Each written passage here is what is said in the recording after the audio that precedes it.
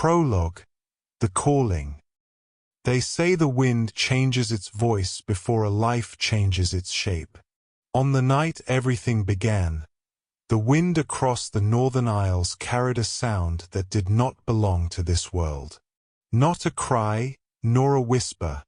Something like a memory that had been waiting too long to be remembered. And it was this sound, drifting through the cracks of her cottage window, that stirred Elara Jones from a sleep she'd been avoiding for weeks. Elara sat up slowly, listening. There it was again, soft, low, and layered, as though several voices spoke at once from somewhere beyond the cliffs. A call, a summons, and though she could not know it yet, it was a voice that carried her bloodline in its breath. Chapter 1. The Wandering. Elara had always been a wanderer. Even as a child, she walked the shoreline every evening, tracing the line where sea met stone as though following the seam between this world and the next. Her grandmother used to say, "You walk like someone listening to footsteps no one else can hear." The words used to frighten her. Now, at 32, they felt like prophecy fulfilled. Because lately, the footsteps were getting louder. On this particular evening, as she wrapped a wool shawl around her shoulders and stepped outside into the salt wind, she felt it again, that tugging in the chest, soft but insistent. A pull toward the cliffs, toward the old path, toward the water's edge. The villagers had a way of watching her with quiet sympathy, the way one watches a stray dog returning to a place it once belonged. They knew she had come back after 12 years away in London, back when grief had hollowed her, back when her grandmother passed and the house felt too heavy to ignore. Elara thought she had returned only to settle affairs. But the land had other ideas. Chapter 2. The Old Story. The closer she walked to the cliffs, the more she felt it. A presence. Familiar. Patient. She stopped near the stones known locally as the Elder's Teeth, a jagged line of rock pointing out toward the sea. Her grandmother told her stories of them. Long before the villages, long before the churches, long before the languages bled into each other, the ancestors stood here. Elara breathed in the ocean air. The waves below clawed at the rocks like restless hands. And for the first time since childhood, she whispered the old question taught to her. Who walks with me? The wind paused. Then, a shape began to form at the edge of the cliff. A thin, shimmering outline like heat above a fire. Human. Tall. Watching. Elara's breath caught. But the shape dissolved the moment she blinked. Chapter 3. The Letter in the WALL. The next morning, shaken but curious, Elara began cleaning her grandmother's cottage. In the oldest corner of the sitting room, beneath shelves of cracked teacups and hand-stitched dolls, she felt a loose stone in the wall. Behind it was a letter, yellowed, brittle, addressed simply, "For the last daughter." Her heartbeat slowed. Hands trembling, she opened it. If you are reading this, the one who was meant to return has returned. You carry what I carried, what my mother carried, what all the women before us carried since the first crossing of our bloodline into these isles. When you hear the voice at the water's edge, do not run. It is the one who waits for the last daughter, the walker between worlds. Find him where the sea meets the cave, before the tide takes the path. Grandmother. Elara stared at the words, throat tight. A hymn. A presence. The shimmering figure she saw the night before. She folded the letter carefully, as though it might burn her if bent too sharply. She had to go back. Chapter 4. The Tide Path. The low tide path revealed itself only twice a day, a slippery stretch of submerged stone that curved along the base of the cliffs toward the old sea cave. Her grandmother used to forbid her from walking it, not because of the danger, but because the calling had begun for Elara even then. The sea cave was dark, the air damp and echoing. Pools of water reflected faint threads of light from a crack in the cliff above. Elara. She froze. The voice was not one voice. It was a chorus, layered, ancient, like several generations speaking through a single mouth. Elara, last daughter, come. She stepped into the cave, breath trembling, and the world changed. Chapter 5.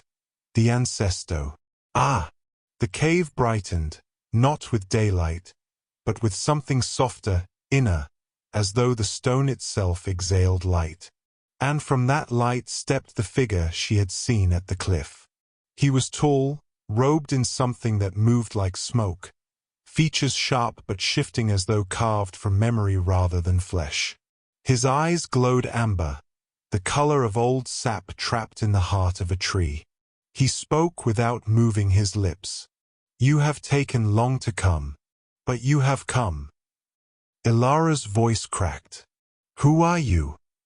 He tilted his head gently. The first who walked these lands in our line. Keeper of the crossing.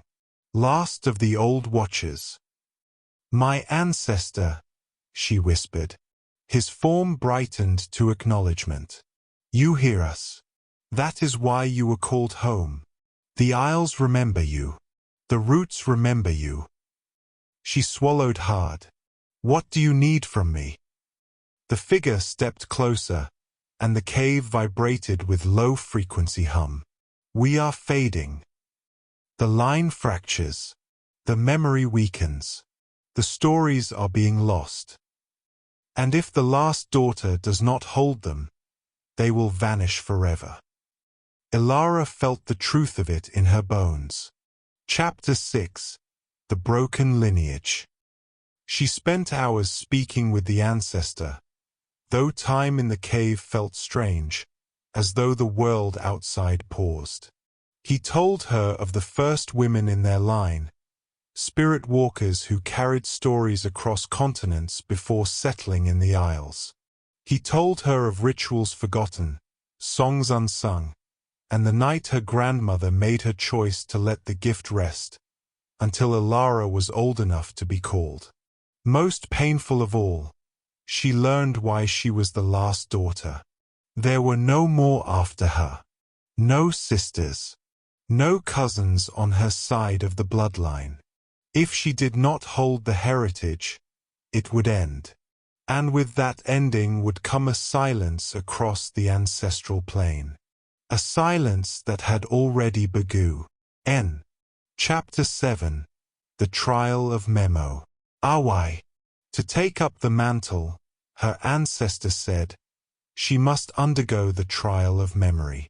Not a battle, not a ritual, but a journey inward, across the memories of every woman who lived before her. The cave darkened. The ground beneath her dissolved into something soft and shifting. And she fell. Not downward, but through visions of women carrying baskets across dry earth. Through mothers singing lullabies in languages lost to time. Through healers tending the wounded in moonlit huts. Through migrations, storms, weddings, burials, births, heartbreaks, triumphs. She walked through centuries. Each memory pressed into her until she felt she might break under the weight of so many lives. But she didn't. She held strong. She held all. Chapter 8. Unra. Velling. When she woke, she lay on the cave floor, breathing hard, wrapped in the echoes of her lineage. Her ancestor knelt beside her, his glowing eyes softer. You carry us now. We walk with you. You will never again walk alone. But Elara sensed a shadow behind his words. What aren't you telling me? His form flickered. To carry us, you must remain here. On the Isles. At the water's edge. Between the worlds. The path you walked before ends here. A new path begins. Her chest tightened. Her life in London. Her job.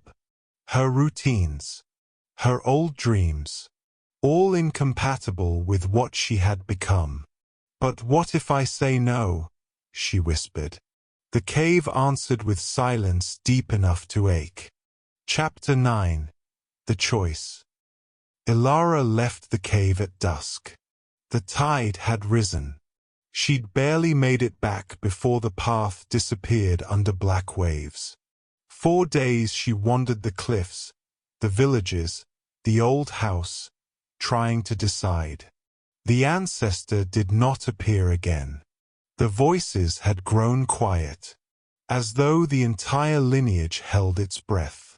On the 4th night, a storm rose. Winds howled like mourning.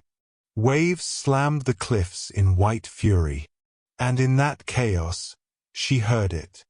The calling. Urgent now. Desperate. Elara ran. Chapter 10. The Keeper of the Waters. Edge. The low tide had peeled back the sea just enough.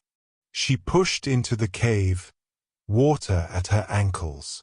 Wind roaring behind her. Her ancestor appeared like a flame in the dark. The line breaks tonight if you do not choose. Lightning flashed through the crack in the cave roof. Water surged toward them. Elara's voice broke. What happens if I stay? You become the keeper. And if I don't? You become the one who severed the chain. She looked at the rising water, at the trembling light of her ancestor, at the weight of centuries pressing on her shoulders. Then she stepped forward. I choose my bloodline. The cave glowed. The storm calmed. And her ancestor all bowed. Epilogue.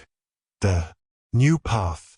The villagers say that some nights, when the tide is low and the mist rolls in, they see a woman standing at the water's edge. Sometimes she walks the shoreline alone, speaking softly to shadows no one else can see. Sometimes she stands beneath the moon with her eyes closed, listening to voices carried only to her. And sometimes, when the sea is calm and the world is quiet, those who pass by hear her whisper, I walk with you. And the wind answers, and we with you. Elara Jones, the last daughter, the keeper of the water's edge, walks both worlds now, and the ancestors walk with her, always.